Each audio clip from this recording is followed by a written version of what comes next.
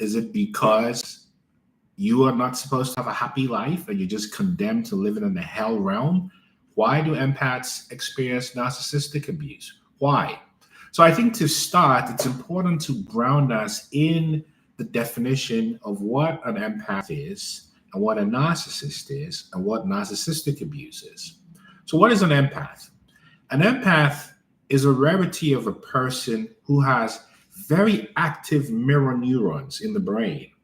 And these mirror neurons enable the empath to connect and feel deeply to other people far above and beyond what other people can experience. And as a result, the empath is able to, greetings, everyone. Thank you for joining. I appreciate you all joining. Hi. So the empath is driven by a high need to connect, to heal. And especially when the empath is unhealed, this is where they become attractive to a narcissist. And then conversely, what is a narcissist? So a narcissist is a being just like you and I who experience extreme neglect or extreme overindulgence as a child. Oh, you're the best thing in the world, which is not always the case, but they were told that, so they learned to perform, or neglect, where they were totally invalidated. So you know that the narcissist becomes this way because they have experienced the need to perform, which makes them realize that the world is about appearances and that's it. So they learn how to manipulate, they learn how to use people, and they see people primarily as tools. So let's explain what narcissistic abuse is. Narcissistic abuse is simply the process used by a narcissist to entrap and manipulate and use an empath. And the process that the narcissist uses to trap and entrap the empath starts with idealization or love bombing. Oh, you're the best thing in the world. I've never met anyone like you. Wow, you saved me. And then idealization moves into devaluation. And then devaluation moves into discard. This is the cycle of narcissists. Welcome, everybody. So you begin to realize that the narcissist's primary objective is to have an empath who is an incessant supply of narcissistic supply. Why is that? It's because every day the narcissist wakes up, they don't wake up thinking, oh, I'm a person, what a nice Monday, what do I do today? They think to themselves, oh my goodness, I'm still here. And I'm still this miserable, ugly person. And I need supply. Who can give it to me today? Who do I need to put down to feel important? Because without that, I have no self-concept. Who do I need to flatter so they're nice to me? Because without doing that, I'm not going to be able to make it through the day. So the narcissist uses this to target you. But let me go into the spiritual and non-spiritual reasons why narcissistic abuse happens. So from a non-spiritual perspective, there's a study which I often reference, and I'll answer your questions very, very shortly. Of course, as the sun, intelligence comes into play. Greetings, everybody. Welcome. So the reason why you have experienced narcissistic abuse from a philosophical and sociological perspective is because, one, there is a history of generational trauma in your bloodline. And generational trauma is spread, according to the National Institute of Health, through interventions. One, through nurture, what you observe your parents doing in the environment, or your caregivers for that matter. And two, and I'm going to acknowledge your comments, just bear with me. I just want to land and then read your comments. And welcome, everybody. Welcome. And two, it's a spread through a process called epigenetics. So what is epigenetics? And if you ever want to join the live, just indicate it and I'll put you in and we can talk. But epigenetics means that narcissism or generational trauma is passed on through your DNA. So it's not just what you observe mom, dad, or any caregivers doing. It's also passed on through your DNA. And until you wake up and say enough, it continues. So that's one dimension. It's because of mimicry and unquestioned. In fact, I have to be honest with you that in your bloodline, there have been many people who tried to break the curse of narcissistic abuse who couldn't. And let me tell you who those people were.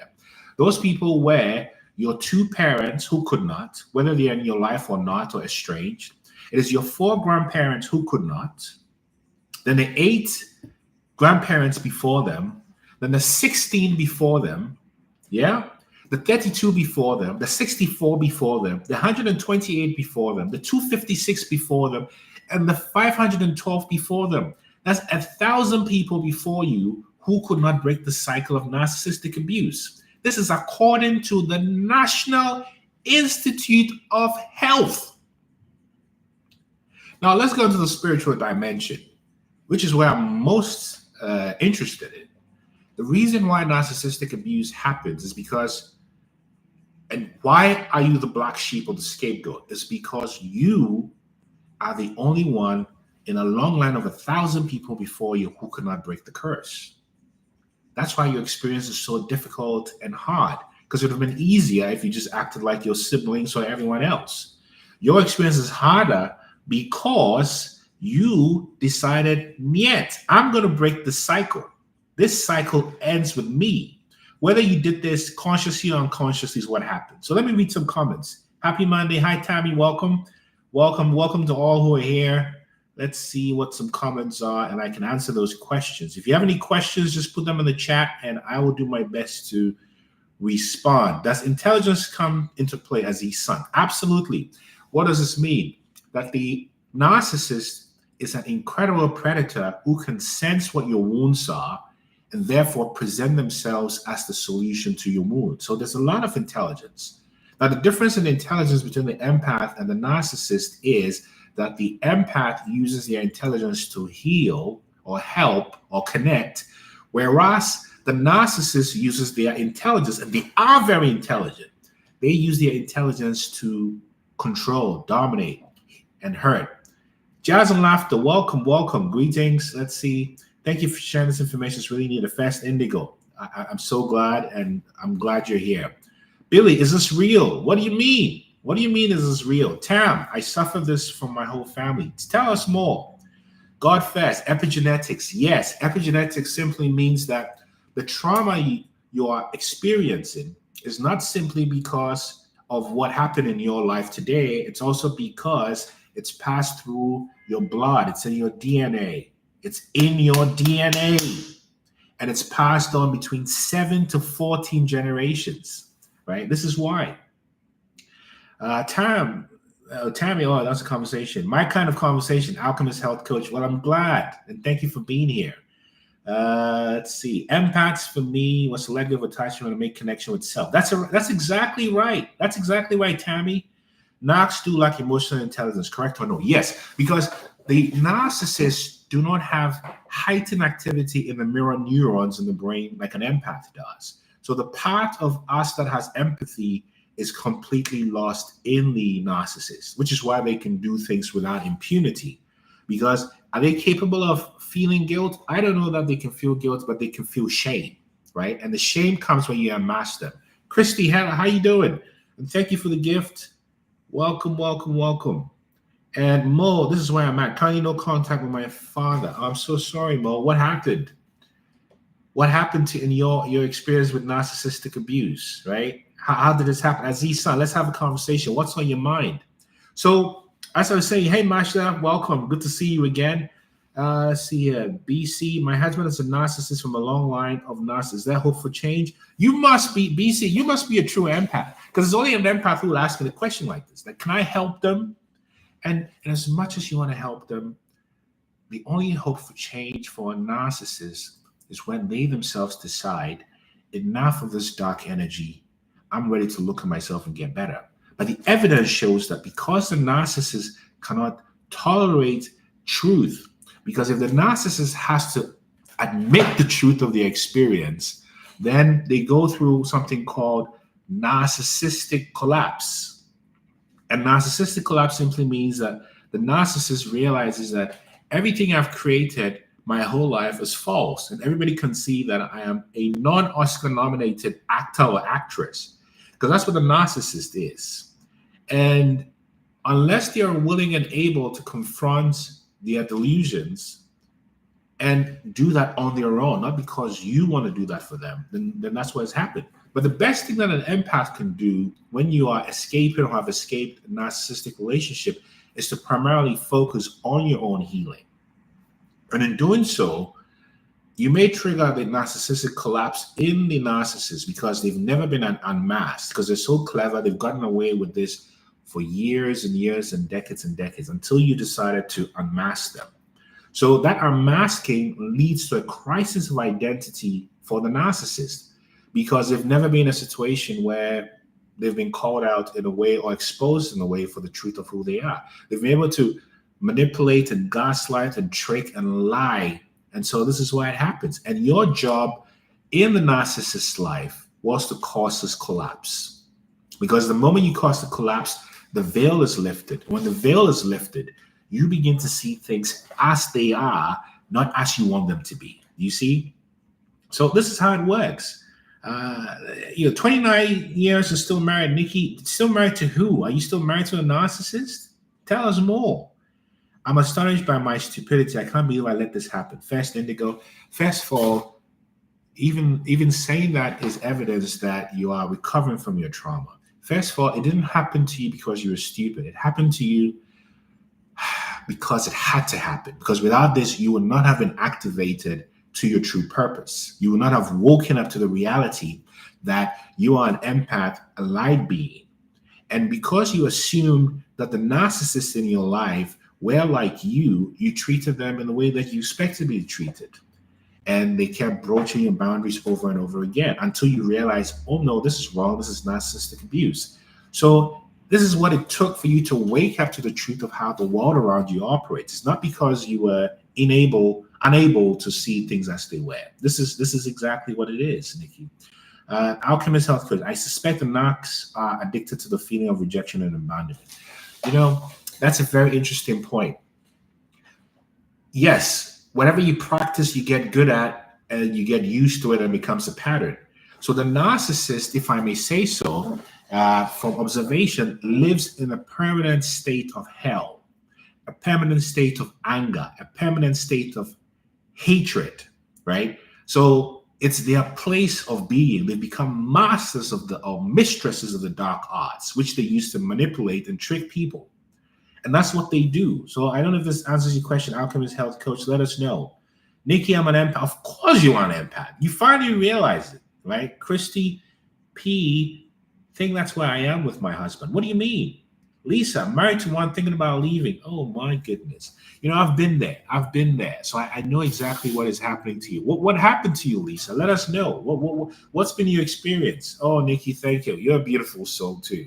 We're all helping each other. Or as Ram Dass would say, we're all walking each other home, right? This is the deal. BC, I've been on the sidelines, waiting, watching. It's been acknowledged. He had this epiphany recently. Yeah. And as much as your narcissist had an epiphany, I would not waste my time waiting on them to have epiphanies. I would invest my time in having my own epiphanies and healing myself, right? And I don't mean to sound harsh. I'm just telling you the truth, right? Because the only epiphany to have with a narcissist is that they are a narcissist, and this is narcissistic abuse. That's really the story. So Aziz San, welcome. Let's see. Come on in. Anyone else who wants to join the chat, just let us know. Hello, Aziz San. What's on your mind? Hey, how you doing? I was just listening to your conversation. I think it's interesting, but I missed the part that you said something about 14 generations or something. Yes. So according to the National Institute of Health, the trauma gene is passed on between 7 to 14 generations. So what that means is that it didn't start with your parents. It started with about 1,000 people before you. And who are those 1,000 people? Your 2 parents, your 4 grandparents, the 8 before, the 16 before, the 32 before, the 64 before, the 128 before, the 256 before, the 512 before. That's 1,000 people. That's not me. That's the National Institute of Health. You see? That's if you're a narcissist.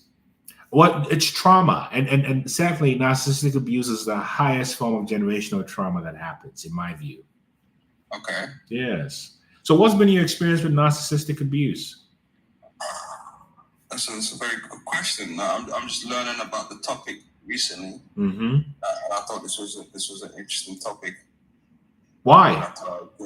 Why is it interesting to you?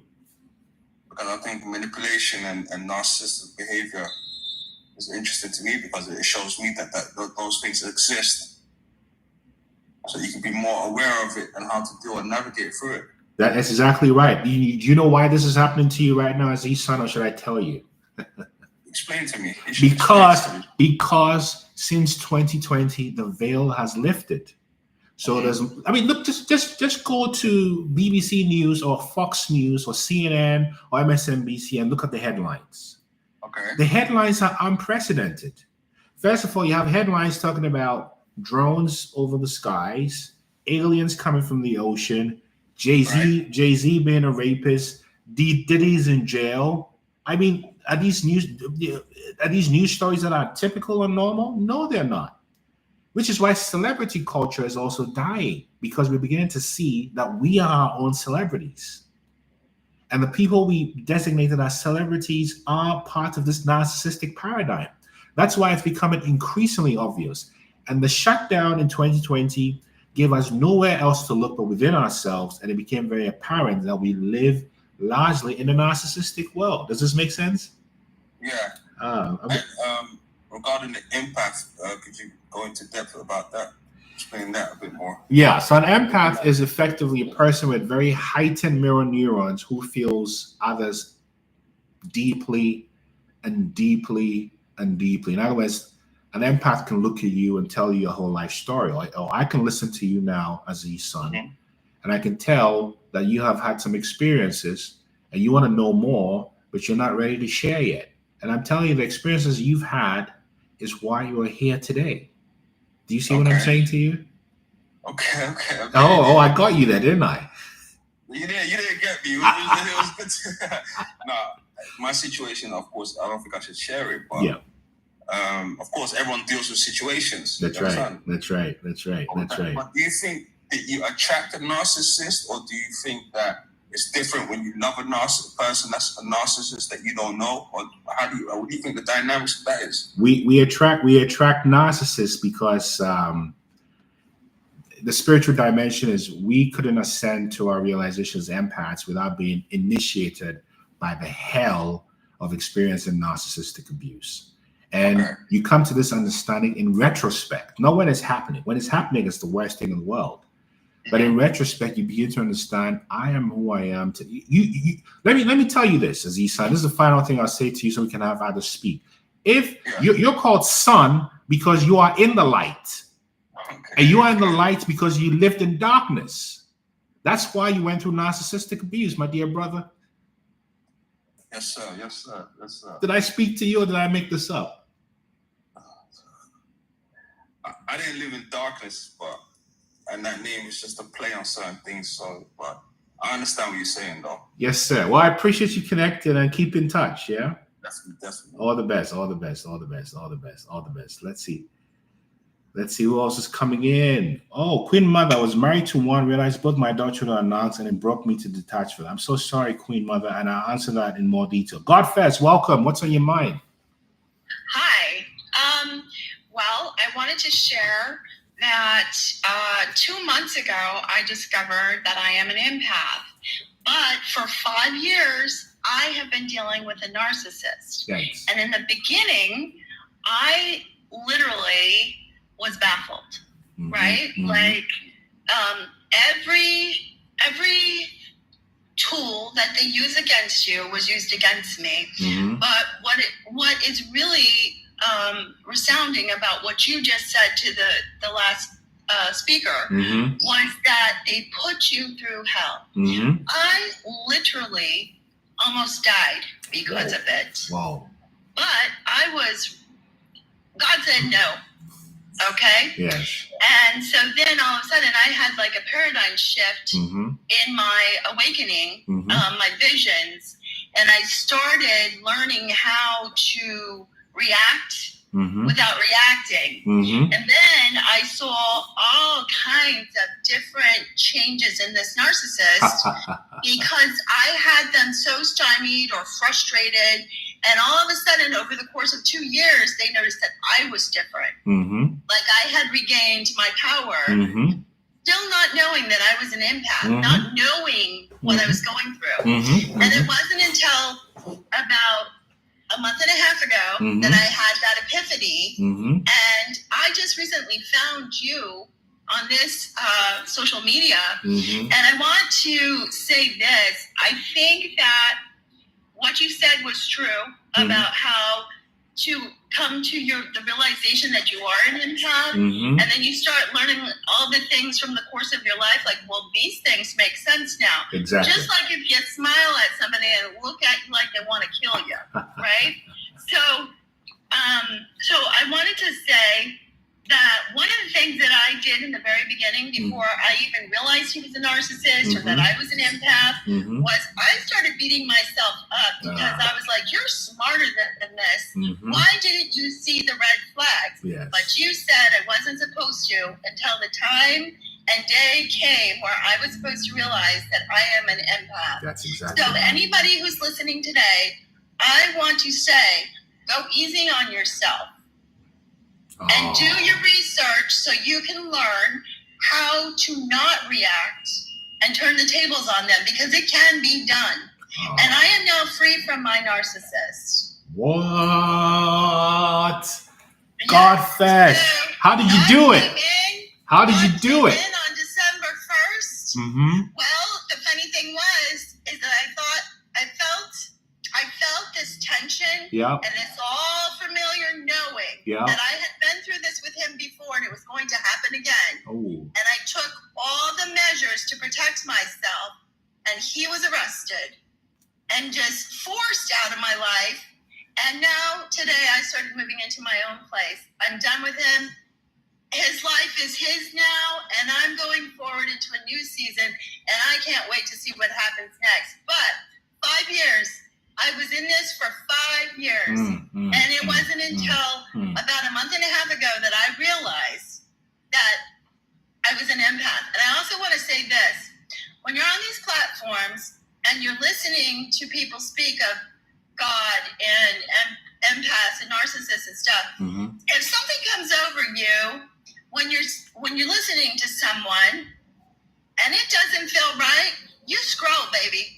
You scroll, because that's not for you. But when you have this resounding, like, oh, this is very relatable to me, and it feels right, like a message, well, that's what happened with me and I'm sorry, what is your name? Nana. Nana. Yes. Right. And so now I've been seeing you like every day when I do come on here. And today I thought, you know what, you're doing a good thing. Thank you. So I just want everybody to have optimism and know that it's temporary. You know, Godfest, before you go, can I say a few words to you? Absolutely. Well, first of all, I'm celebrating with you. Let me just say that. Congratulations for winning yourself back. And secondly, I just want to say this to you. I'm in no position to tell you who you are, but this is just a reflection. Yes. Go ahead. You, Godfest, are a true spiritual gangster. Yeah. Yeah.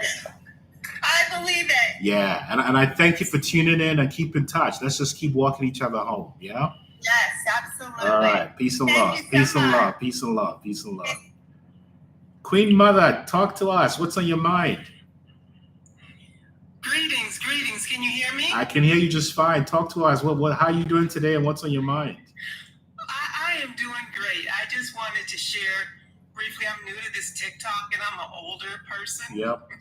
I was born in the early 60s where there was no vocabulary from what I'm hearing on your TikTok. That's right. So I was born into a family of narcissists, Yes. married to a narcissist for over 25 years, gave birth to 2 children who I've recently realized, they're 29 and 35, that they are narcissistic just like their dad. Yikes. And it almost broke me. I went through similar with the person that was just speaking. I got out of the marriage restraining order and all of that because he was physically, emotionally, and mentally abusive to me. Mm-hmm. But it broke me to realize that my 2 adult children were narcissists. And what broke me was I'm a 3-time breast cancer survivor. And when my children did not respond the way people in the medical professions and my friends and other people responded when I was diagnosed with metastatic cancer 3 years ago, and they just acted like all the things that you were saying. It took me until this year, I was able to let go of my son. It took me to this year to finally let my daughter go, and it broke me.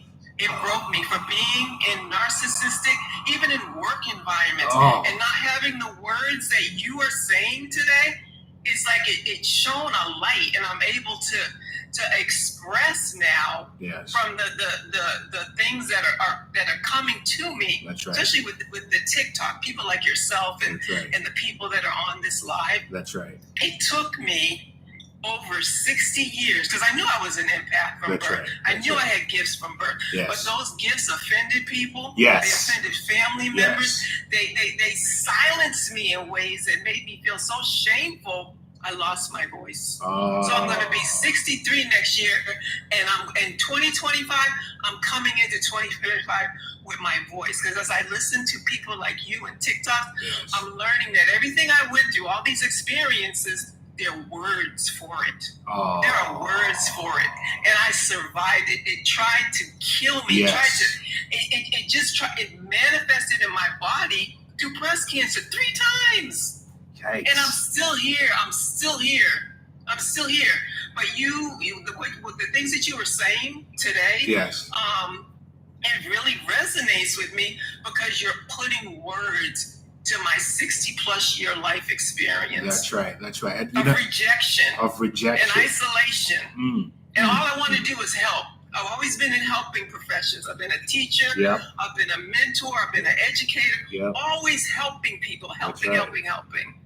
So, Queen Mother, 63 is 9. And numerology, you find out what the meaning of 9 is. But when I say a couple and I'm going into a 9 year. So you get it. I work with the number 9, and I also work with the number 666 and 9. Oh, you are talking sacred geometry now. May I say a couple of things? Can I say a couple of things to you before you go?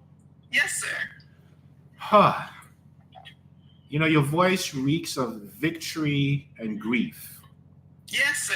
And the reason why it came so close to you, there's a saying that, if I may just use the G word for a second, they say God will use strangers, whereas the devil will use your loved ones. Yes. Now, the reason why it came so close to home for you with your 2 adult children, your husband, is because the toughest battles are reserved for the most elite. Yes, sir. I'll say it again. You're looking at someone who's let go of everyone and everything except my children. Yes. I've lost everything just like you, and I know why now, because the toughest battles that you experience such deep wickedness and don't become wicked is how you begin. You show to the field that you're trustworthy to inhabit and inherit the spiritual gifts that have been hidden in you. You see what I'm saying? So, it may be better, not bitter. It may be better, not bitter. And I just want to confirm that you are just about to enter your winning season, and soon you're going to be getting apologies. But remember, forgiveness does not mean reconciliation. Yes, sir. And I thank you for blessing us with your story and sending you good energy wherever you are. Thank you. Thanks so much. Thank you. Wow. All right, Maria, how are you? Can you hear us okay? Oh, yes. Oh, perfect. Yes, can hear you. Thank you for joining. What's on your mind? Yes. I was in, actually I'm still in a relationship. I've been married for 11 years in June. Yeah. And we dated for 2 years prior to, the 10 years, so total of 13 years, or 12 years. Yeah. And in the last year, February, I decided to leave the relationship. I had what I feel like was an awakening, and just like the person that was talking before, I had to realize everything that I was going through. I had never heard of narcissists. I had never heard of love bombing, all the words. Yeah. And I knew I was going through something. I just didn't know what it was. That's right. So I was spiritual. So I just started asking God, like, what is it? What am I missing? I'm missing something. And it was just very irritating. Wow. That I couldn't put words or understand what I was really going through. That's right. I started praying about it. Wow. One day I woke up and I felt like I was just different. It was almost like my husband would talk to me and I could almost understand that the way that he talked to me was not even right. That's right. But it was like I had awakened, like I had been asleep for years. Still it's hard for me to explain that. But in February of 2020, I made the decision that I wanted to leave. Wow. I knew all the things that weren't right. Yeah. I was fighting with myself. So I want to stay in this relationship. And I started to feel like if I stay in this relationship, in 20 years I'm going to go. And you should have left 10 years ago. That's right. That's exactly right. That's 10 years, Mm-hmm. And get over it, start your life over. Yes. And as I started just really Googling what I was going through, I learned that I was with a narcissist. He was love bombing me. Oh, gosh. And all the other words to go with it, I was going through it. Yeah. When I decided to leave, I didn't know what I was going to do. Yeah. But I felt I have a good job, I have a car, transportation, family, I'm leaving. Yes. But I never expected the reaction that he gave me. Yes. Which was he totally stopped talking to me. So meaning I had left and took what I could. Yeah. And when he found out that I was leaving, he took all my clothes and things that I had left and threw it in the garage and changed the locks, and I had not talked to him since February. Wow. And even though I left, I felt like I had been left. Yeah. Which was weird. It's almost like reverse psychology. Yeah. So, and then even though I left, I still loved him, but I knew that I needed to leave. That's right.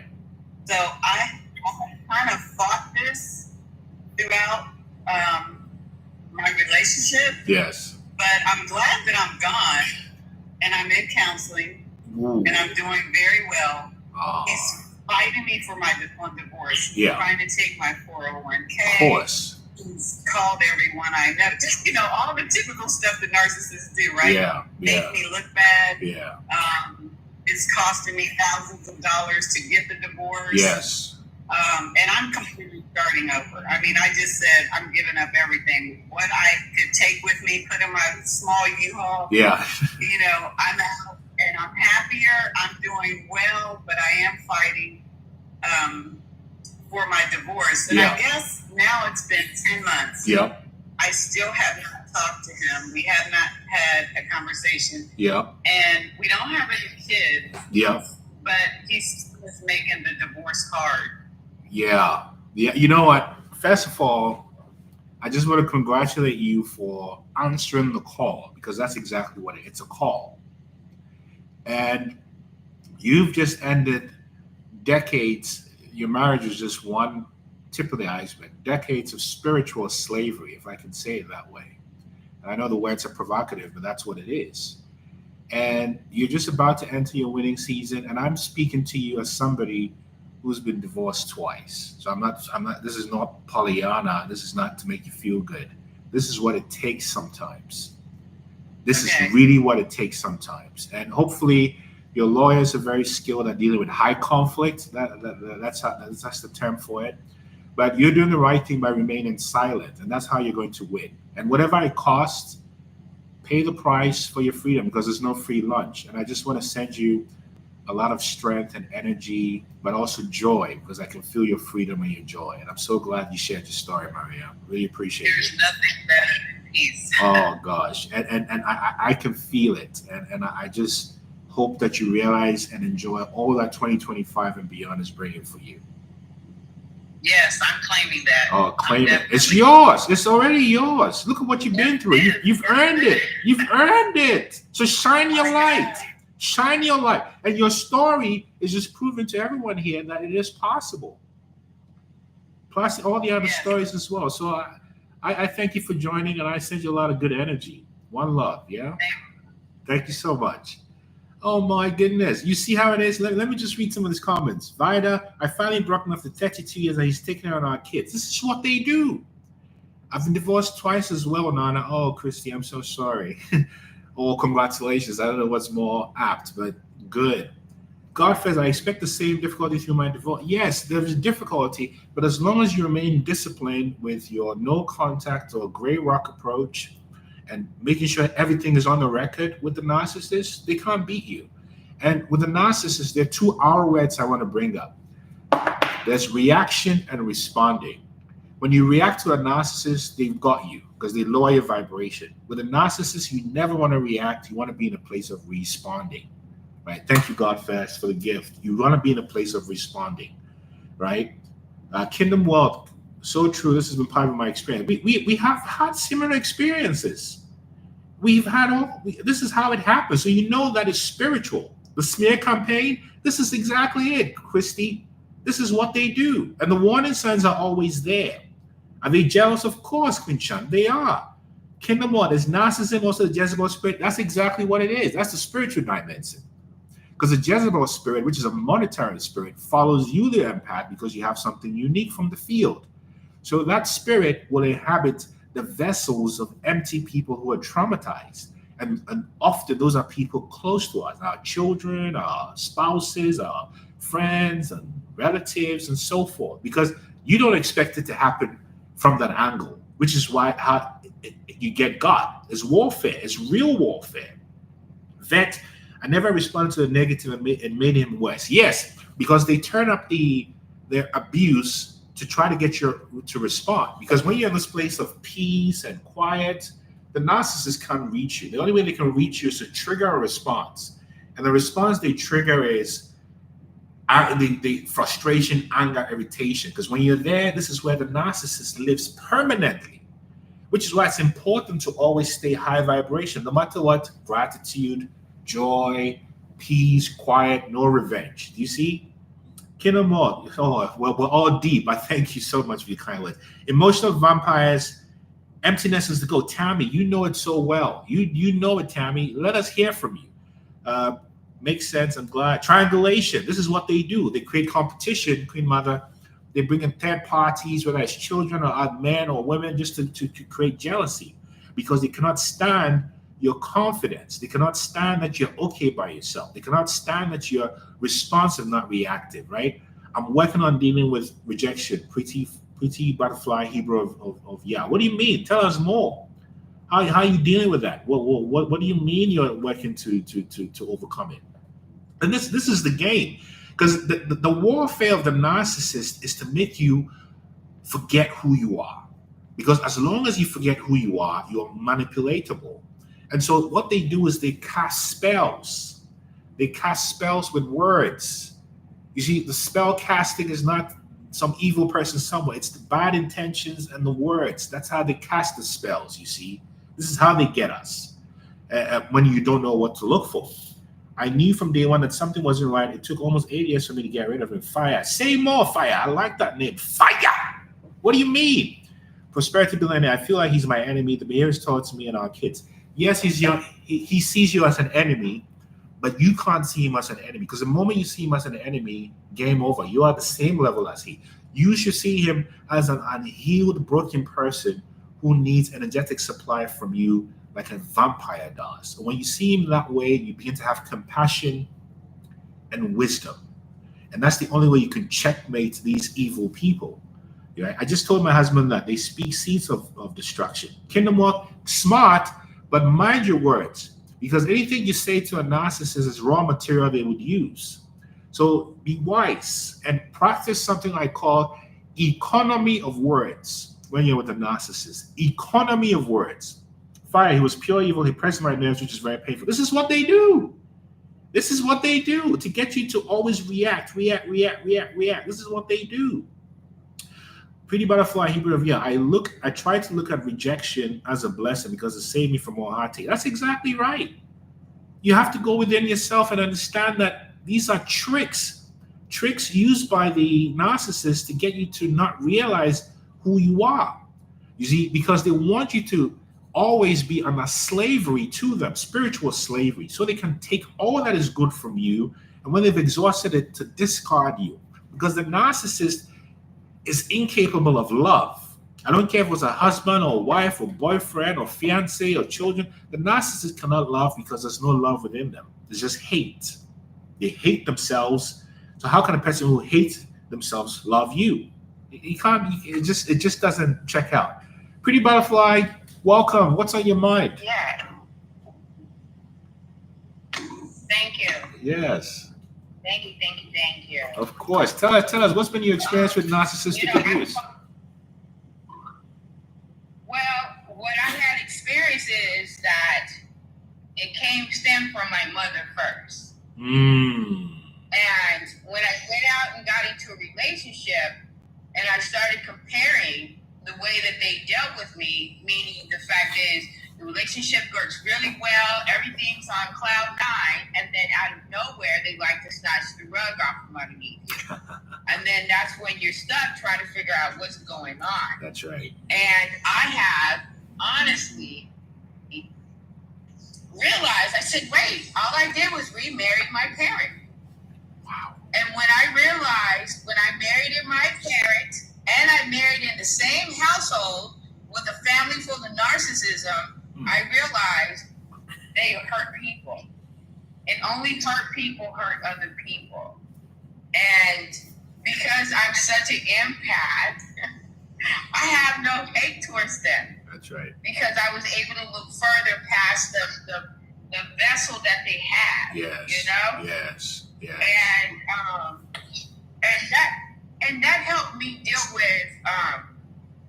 them. You know what I mean? Yes. And it's like I have nothing but love, but then I also have what they call boundaries and standards. Yes. Because you can have empathy, and people who are very empathetic have to have boundaries and standards. That's right. And be okay with saying, no, I don't have to adhere to it. That's right. You know what I'm saying? That's right. That means I don't have to accept what you're throwing at me. That's I right. mean, like, I don't have to adhere to that. That's right. Your opinion, you can keep that. Exactly. But when you're trying to say that I'm a loving, beautiful person, that's when I start changing their words. So when it comes at me, I'm going to turn it into flowers and butterflies. Oh, you know, when you said flowers and butterflies, you know what story came to my mind? What? So there's a story about the Buddha. On the night before the Buddha became enlightened, you know what happened? Mm-hmm.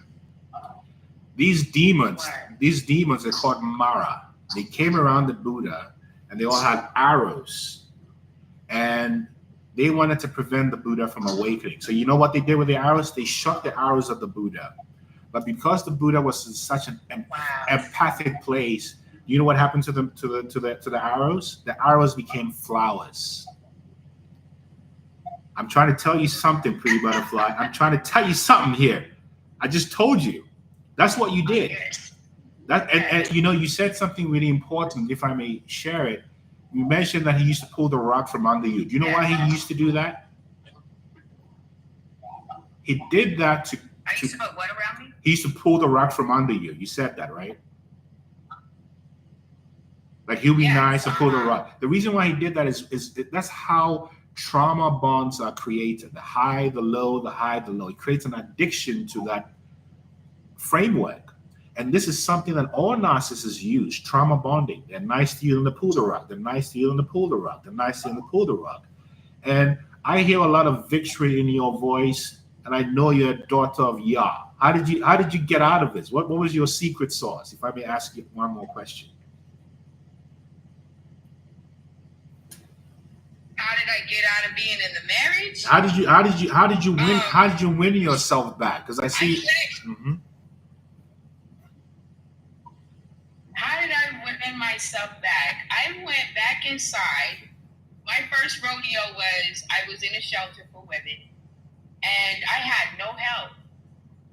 And all they could do was look at me. They couldn't give me encouragement. And I dig deep inside. And one day I said, I'm worth way more than this. Wow. Nobody's going to take my worth away from me. Wow. And I said, and I refuse to allow some people who don't mean that much to me tell me who I am. That's right. And once I realized, and I said, you know, I'm such and such a daughter, but then at the same time, I'm Michelle, and I took Michelle back.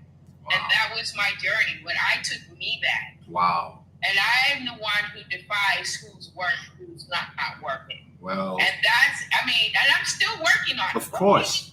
Of course. But in a powerful moment, I took me back. I took Michelle back. Wow. And as I took Michelle back, the more arrows they kept shooting at me, the more I started turning them into butterflies and flowers. And the more they kept, Wow.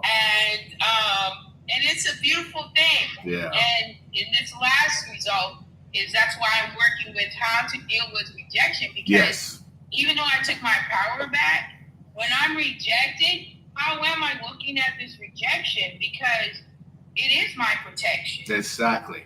Because if I accept the rejection, it knocks me down.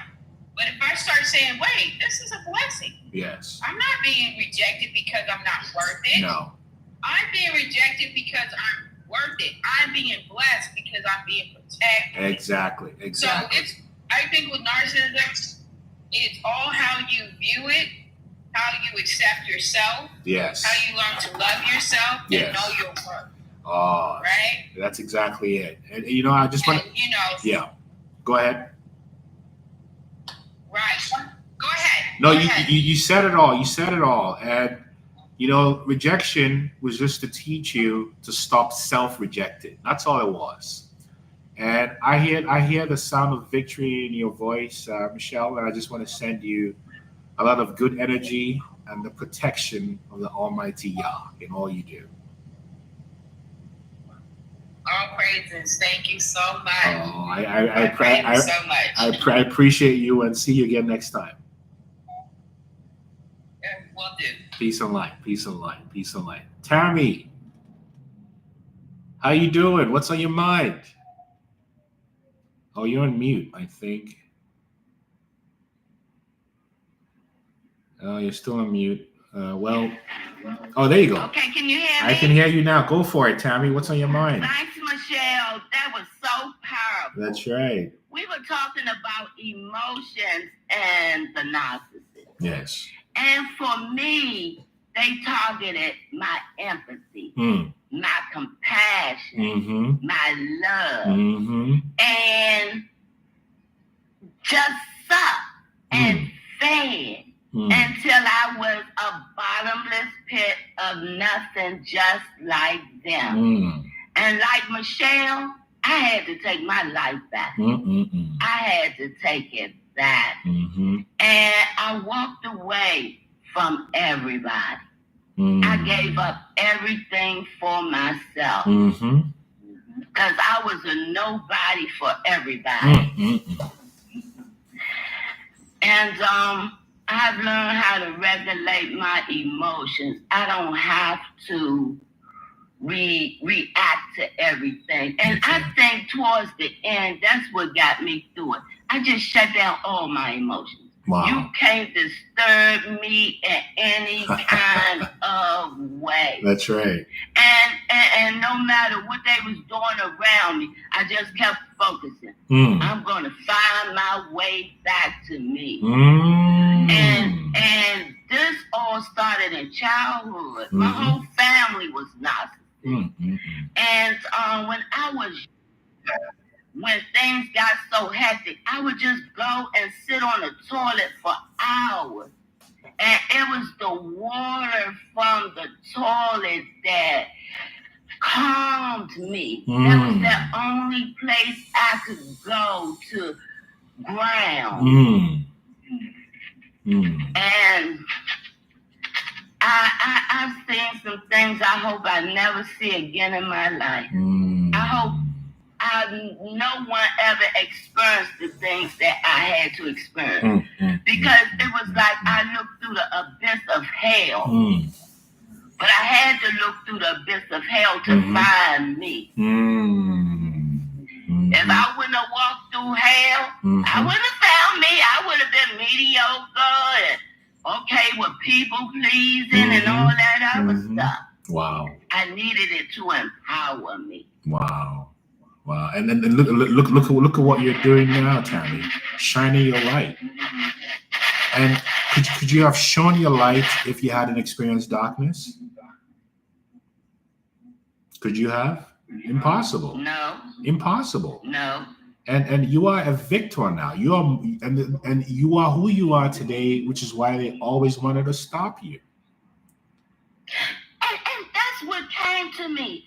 I said, this is what I had in me all along. Because see, the empath looked for some kind of attachment. That's right. Because we just need to be attached to something. Exactly. All those years I was trying to attach when I needed to connect. Because that's where the source of power is. That's right. And all those people I wanted to attach to, and I look at those people today, I say, what the hell was wrong with me? Do you know why? Thank you for the chain. Do you know why you wanted to attach to them back then? Because they programmed you to believe. It's a Jedi trick to make you believe you were them. You were less than, which is how they felt when they were in your presence. So it was a Jedi switch. It's also called the doppelganger energy, where people project to you what they are and then take on what you are, in hopes that you don't catch the trick. This is what empaths receive when they're abused by narcissists, which is why these narcissists are high-ranking demons. They really are. Yeah, and see, my mother was a narcissist. So as childhood, she was implanting all of her stuff. The spells. I thought it was me. No, it wasn't. It was a spell. This is how the spells. This is the witchcraft. This is how spells are. People think witchcraft is some weird person, sitting over a cauldron with incantations. The witchcraft is the negative thoughts and intentions and the words, the passive-aggressive word. Spelling. Words are spells. Abracadabra. So just be mindful of what people say to you. But you see what you're doing now, Tammy? You're speaking words of healing and light, and I appreciate you. And I'm so glad to hear your voice today. And I send you lots of good energy wherever you are, Tammy.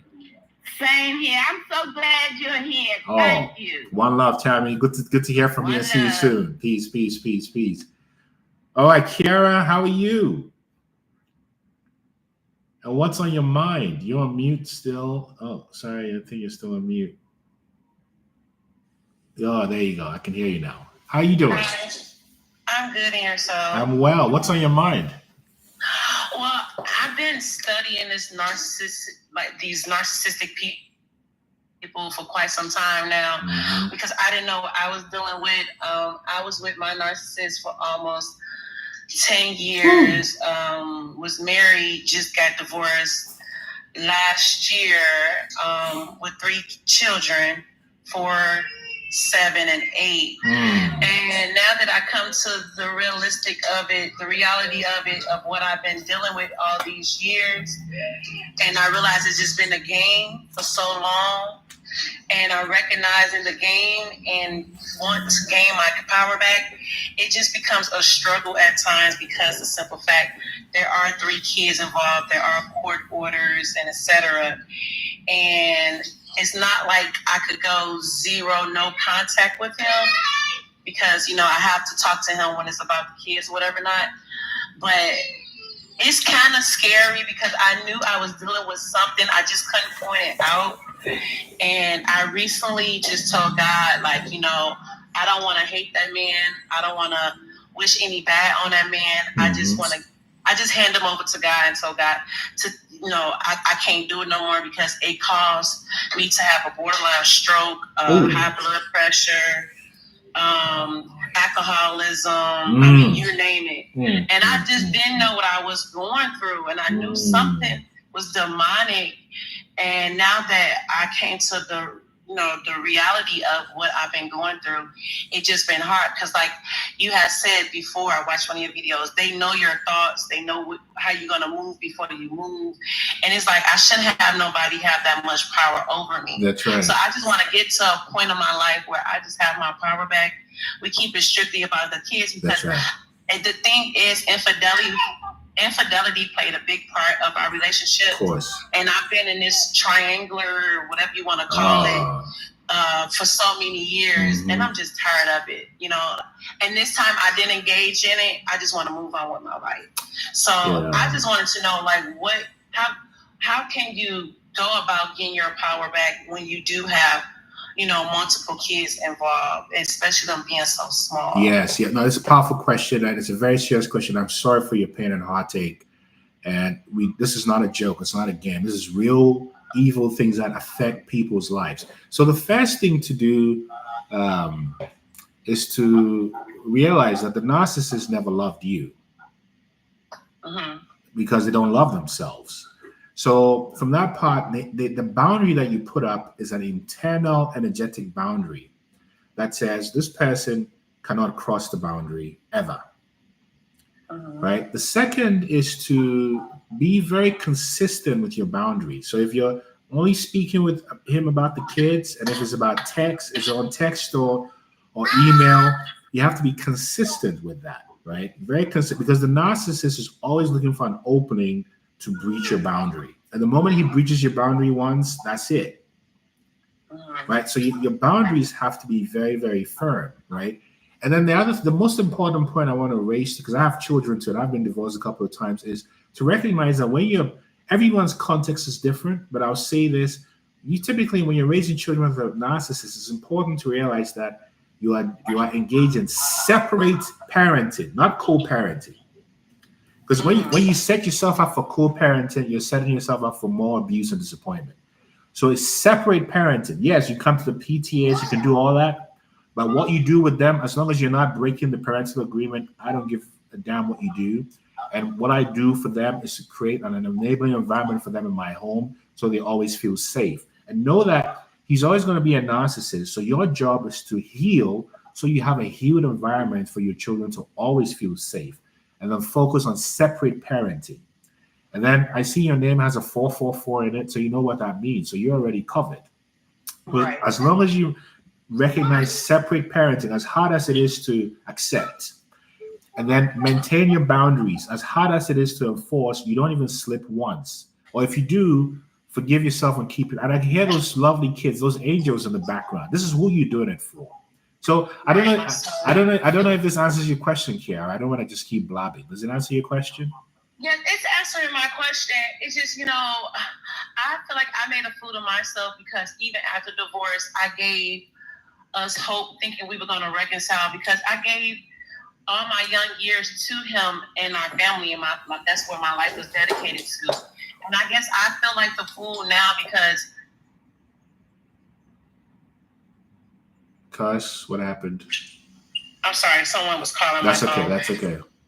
I feel like I just played myself as a fool, because, I get talked about so badly that I didn't even know about. Kiara, hear me out. Look at me. I know I can't see, but look at me. You did the best you could with the best available information to you at that time. There's no place for self-judgment, because self-judgment will lead you to depression very quickly. Is to realize that you have escaped something that a lot of people don't. And I see Alida asked the question, why does it seem like there's so many narcissistic people? Because you're waking up to the way the world really works. It's a world of victims. It's a world of victims. Let me give you proof. In the Buddhist, I'll give you two, one Buddhist, one Christian.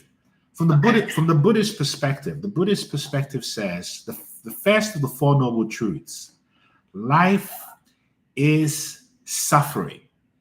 Translation, everybody gets screwed. Then the Bible says, for all, not some, have sinned and fallen short of the glory. So this is the hell realm. The difference in this hell realm is we have choice to choose whether to be good or bad. And we choose good despite the bad that happens to us. That shows us we are the people of the field, the children of light. And the narcissists, they took the bad that happened to them and they became experts at being bad, the highest ranking bad people. And finally, the pandemic, because we're all shut down, lifted the veil, which is why we've all started to see clearly. Things that have been happening for years and years, we're now able to diagnose and speak about them. So Kiara, you're in the most challenging battle of your life because you're a spiritual warrior. And I want you to just focus on the things you're doing for yourself and your children, and focus on separate parenting and your 4-4-4 alignment. And I want to send you good energy wherever you are. I hope this is helpful to you, Kiara. Yes, thank you so much. Peace, peace, peace, peace. Oh, this is real. This is, maybe take one more call before we end it. But this is. I'm feeling the depth of pain that we've all been through. This is what we've all been through. This is what narcissistic abuse does. It's real. Exquisite, how you doing? What's on your mind? I'm good. How are you? I'm fine, thanks. Talk to us. I can really say that your videos have truly helped me because about a couple months ago, I was working on a job and I didn't know that this person, well, my boss was a narcissist, but I had addressed her about a comment that she made. And after that, like, she turned pretty much the whole workplace against me. And it was just a really dark time. And I'm not even going to lie. I feel like I quit that job because of it. And I've just been stuck mentally. Like, I feel like I can't be productive. I've been, in a sense, in this, like, sunken place. And I'm trying to get my mind back together so I can function, not how I used to be, but better, especially in interacting with people. Ooh. Can I tell you the truth? Tell me the truth. You know, I apologize that you are just not like the average person out there. I didn't say better or worse. You're just not like that. When you're an empath, this is what happens. People feel your energy and it triggers their demons, because the question is, how dare you have light when I don't have it? This is all subconscious and unconscious. And what happens is something called compensating feedback. So I have the power and you are the empath and you make me feel insignificant, then I'm going to use my 3-dimensional power to hold you down. And this is an example of the monitoring spirits in your life. That Jezebelian spirit follows you everywhere. It'll follow you and inhabit the bodies of your bosses and co-workers. All this is proving is that you are in the world, but not of the world. And as much as that's a very difficult realization, the moment you accept that, you stop judging yourself and understand that you are living in a world that is surrounded by so much evil, which is why it's becoming so apparent. And the reason why this happens is because the origin of evil. Somebody hit me, I'm hurt. So I'm like, oh, that hurt. I'm going to hit them. Then I hit them. Then they get hurt. Then they hit the next person. And then you see how it happens? Yes. It spreads like a meme. And it's the empath who gets hit and says, ouch, that hurt. But you didn't have to do that. Why did you do that? That's the minor. That's who you are, Exquisite. This is who we all are over here. And you're just waking up to the reality that you're set apart. You see, when you're set apart as a light worker, the universe will test you to see if you can be trusted. And the way it tests you is through going through extreme pain. And the extreme pain is to see whether you join the dark side or remain resolute to your belief in goodness. And when you've done this long enough, then you're rewarded with discovering the inner gifts within you that are designed to be activated at this time in the age of Aquarius. Am I making sense, or am I just entertaining myself? You got to tell me. Well, you're definitely making sense. And you know what? I feel like I'm not going to say going through narcissistic abuse since I was little, but there's been different instances in my life where, for example, in middle school, I was very quiet, didn't really speak much, and I felt like that kind of made me a target. Like, kids would just turn around and be like, just say something like off the wall. So I was bullied for 3 years in middle school, and it's just like when I come to the realizations of the different instances in my life where it's like I don't say much, but I'm not going to say evil still comes, but it's just like because I don't say much. Do you know why? Let me just interrupt you there, not to be do you know why that happens to you, Exquisite? Or should I tell you? I think I kind of know, but I'll let you tell. No. Well, okay, you know, but I'm just going to add to what you know. It's not what's on you or what you don't say, it's what's in you. It is the energy within you. The energy is so loud. You don't even have to say a word. You just show up and the room shifts. And everybody knows it's you. And you don't even know. I'm just like la-di-da-di-da, I'm minding my business. But while you have this energy that is gargantuan. But you're just thinking, I'm just some little person. People feel your energy. You see, it's just like when you go into a room and you can tell this is a good place or a bad place. When you meet somebody, you're like, oh, that's not a nice person. When these narcissists meet you, they know who you are. They know, oh, that's one of those light-filled beings. Oh, that's one of them. And they know it. This little light of mine, Tammy, that's exactly it. And this is why this happens to you. And you didn't know who you were.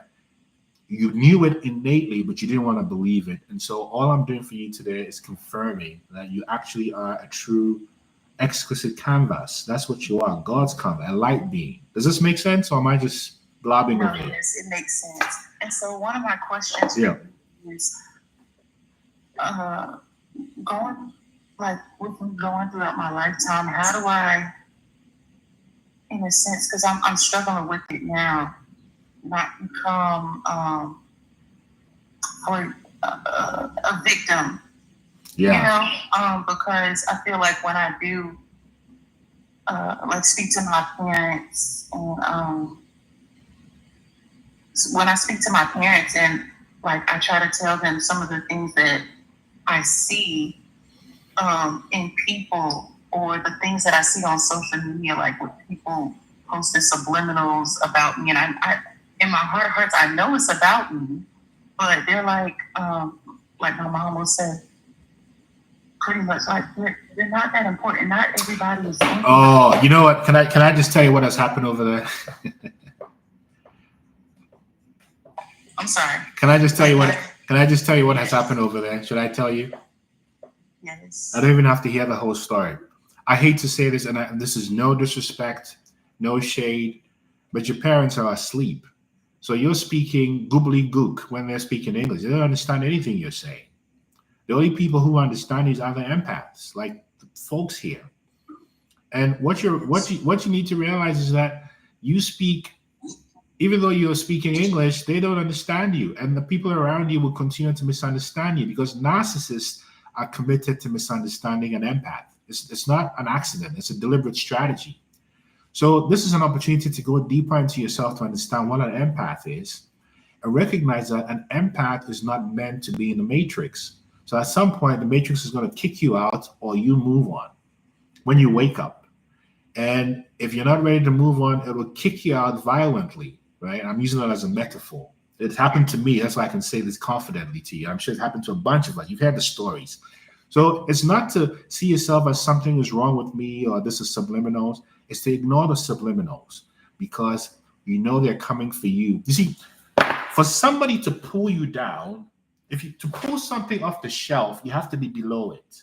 Mm-hmm. So for someone to pull you down, they have to be where? Below you. Yes. Why are you going after every dog that barks? You will never get to your destination, my dear sister, Exquisite Canvas. Yes. And you can book a free session on my website and we can talk more into detail. I can tell you're still suffering and you're not alone. Don't suffer. Let's talk. Even if we don't work together, just take advantage of the free session. And I just want to acknowledge you and send you lots of good energy wherever you are. And I appreciate you just popping on here, Exquisite Canvas. And remember your name, Exquisite Canvas. Live that. Yes, my real name is Lanaya. I know Lanaya, but live that name, Exquisite Canvas, because that's what you are. Thank you. Peace, peace, peace, peace. Oh, folks, I'm feeling the energy from all of you. I've heard some heartbreaking stories, but these stories have given me a lot of hope because this is what it is. I'm Pretty Butterfly. Yes, just go to my site, innermileage.com. You can book a free session there, innermileage.com. I just want to send you all, wherever you are, best wishes for this week, good energy, and know that you are a force for good, a light being. So wherever you go, if it's dark, you know what you should be, the light. Don't match energies. Don't come off your throne, or do whatever you want. I'm just sharing. We're all walking each other home. I just want to thank you all for your time and attention. I couldn't get to all the comments, but I tried to read as much as I could. And all things being equal, I'll see you again on Wednesday. Until then, keep shining, keep being empathetic, and know that you are in a minority. You're called to be a light being in these times of darkness. Yeah, and Mary Jane, exactly right. You got it. That's exactly. Maybe we could talk more about it on Wednesday. So, folks, really thank you for your time and attention. We're in this together. I am because you are. One love. One love. Peace.